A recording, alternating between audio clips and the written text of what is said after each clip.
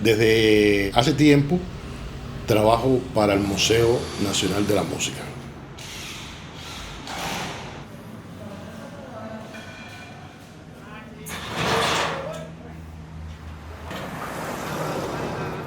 Es un mecanismo impulsado por resortes, se cargan esos resortes, se carga la cuerda y esa energía es transmitida por un mecanismo de escape similar a los mecanismos de relojería.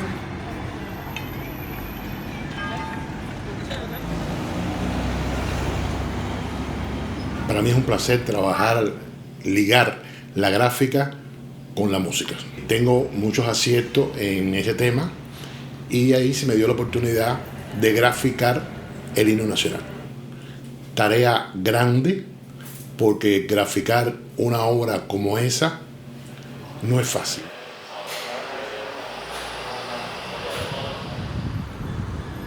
Se hizo un análisis muy minucioso de todos sus componentes, dado que es una pieza bastante rara, no solo en Cuba, sino en el mundo entero. Es una caja de música de disco perforado. Contiene 12 melodías diferentes, entre ellas se encuentra el himno nacional.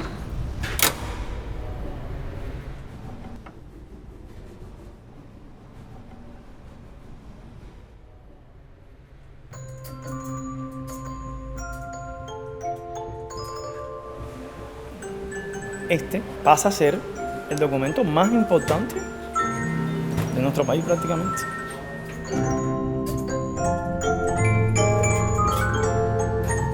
De todos los documentos y piezas de valor patrimonial que este museo atesora, la pieza emblemática de nuestras colecciones. Partitura original manuscrita, melodía y letra de La Bayamesa de Pedro Figueredo, himno nacional de Cuba.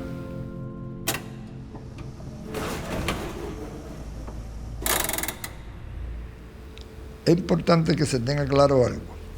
Entre el 13 y el 14 de agosto de 1867 es que Perucho compuso La Bayamesa. La compuso por encargo del Comité Revolucionario de Bayamo, donde estaban Francisco Vicente Aguilera, Francisco Maceo Osorio y el otro miembro era el propio Perucho. Himno patriótico, como le llamó su autor.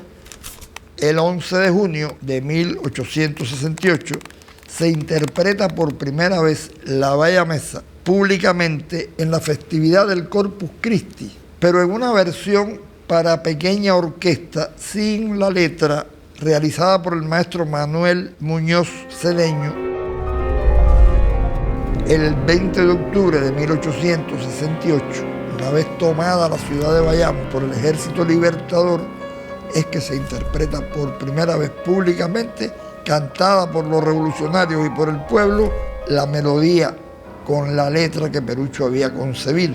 Este es el hecho trascendental que el gobierno revolucionario de Cuba socialista ya toma como fundamento para declarar el 20 de octubre Día de la Cultura Cubana.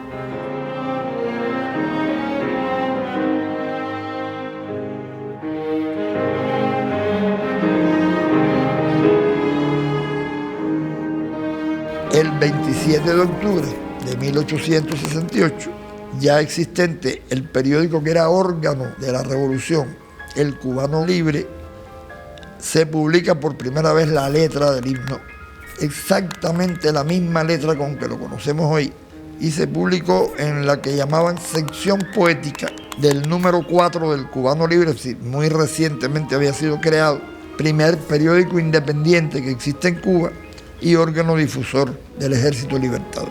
El 8 de noviembre de ese mismo año, 1868, hay una tercera interpretación pública de La Bayamesa y primera de carácter oficial, que es el momento en que en el pórtico de la Parroquial Mayor de Bayamo se declaró a Bayamo capital provisional de la República en armas y se bendijo la bandera revolucionaria de Carlos Manuel de Céspedes.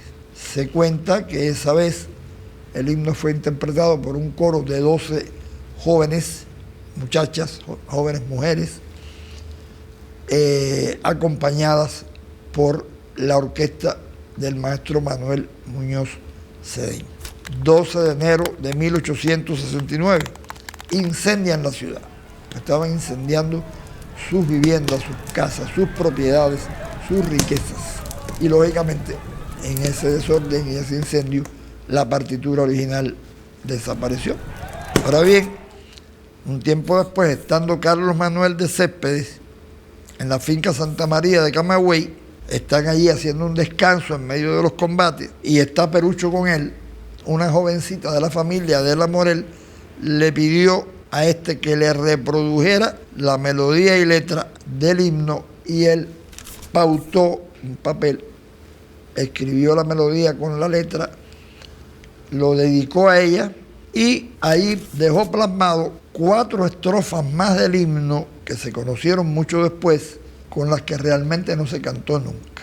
Está escrita solamente la melodía, no tiene acompañamiento y tiene más estrofas de las que conocemos. Tiene también cambios en la melodía de la voz, son intervalos que cambiaron después con otras versiones. Por ejemplo, Aquí.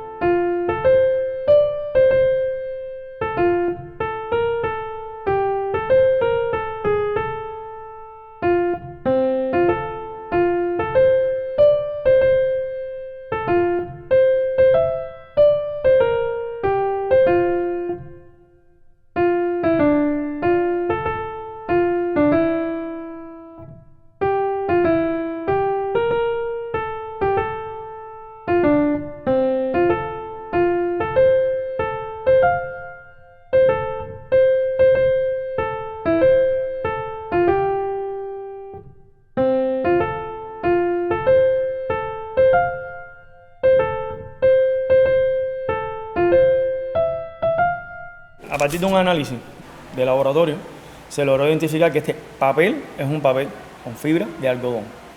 La fibra de algodón es una fibra de las más resistentes que hay en soportes de papel. Se puede apreciar la marca del papel y el escudo del fabricante. Esto es las marcas de agua, es un signo distintivo. Cada fabricante colocaba en sus parrillas de fabricación de papel, colocaba con hilos de alambre y conformaba eso. Entonces, cuando daban la pulpa, eso aparece. Se llama marca de agua o filigrana. Todo es lo que aparece. Entonces, lo tienes aquí. Marca Guarro y el escudo. Cuando este papel llegó al museo, estaba así, con ese nivel de amarillamiento. Aquí se pueden apreciar los números de inventario del museo. Si te fijas, aquí dice Museo Nacional. Es un puñito que le puso el Museo Nacional cuando la pieza entró al museo. Enferma Perucho Figueredo de fiebre palúdica, nada menos, y lo dejan a él en una finca escondido, y de alguna manera los españoles lo supieron. El 12 de agosto de 1870 lo atrapan y lo apresan. Es llevado a Santiago de Cuba, condenado a muerte y fusilado 5 días después. Murió cantando la bayamesa.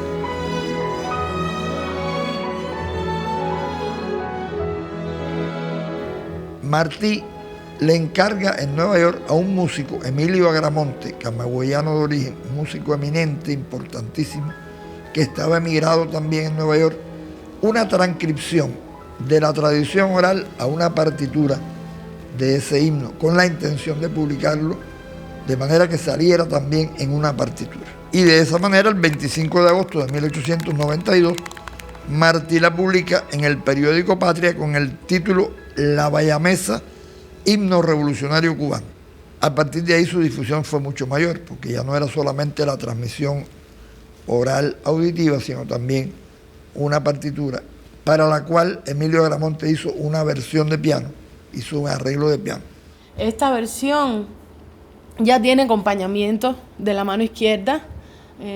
También todavía no es el final, no es el himno que conocemos tiene una variación, por ejemplo, cuando hace no temáis una muerte gloriosa, cuando el himno que conocemos que dice no temáis una muerte gloriosa, aquí no, aquí dice no temáis una muerte gloriosa, de nuevo.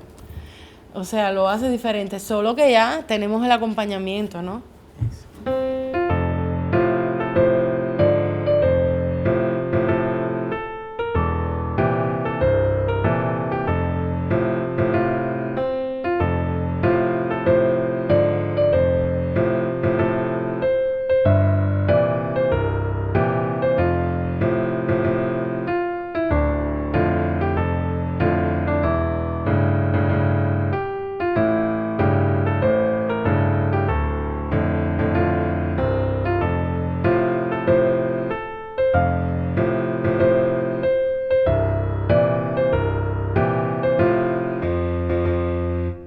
En diciembre de 1898, el compositor y director de banda José Antonio Rodríguez Ferrer es comisionado para recibir solemnemente al primer destacamento de mambises que iba a llegar desde el oriente cubano, en este caso a Guanabacoa, y se le encargó recibir a ese destacamento con el himno. De manera que José Antonio Rodríguez Ferrer no solamente armonizó el himno, sino que lo orquestó para banda y le creó una introducción que la partitura de Perucho no tenía y que no tenía la versión que ella había hecho Emilio Agramonte. Se presenta precisamente con una gran banda de conciertos dirigida por el maestro Guillermo Tomás, el más ilustre de nuestros directores musicales en esa etapa. A partir de ese momento, la Bayamesa se convierte en el himno nacional de Cuba con la versión musical que le había creado José Antonio Rodríguez Ferrer y muy especialmente con la introducción, que es fundamental. Ese intro que todos conocemos es...